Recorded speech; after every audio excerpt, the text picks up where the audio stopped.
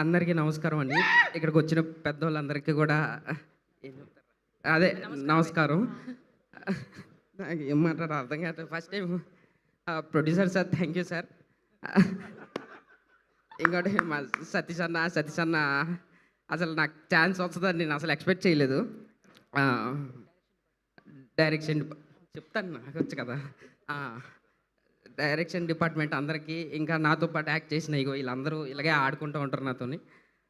ఇంకో విషయం, నేను లాస్ట్ ఇయర్ కోర్టు సినిమా అప్పుడు ఆ సినిమాకి వెళ్ళడానికి నాకు ఆ డబ్బులు లేవు బేసిక్గా.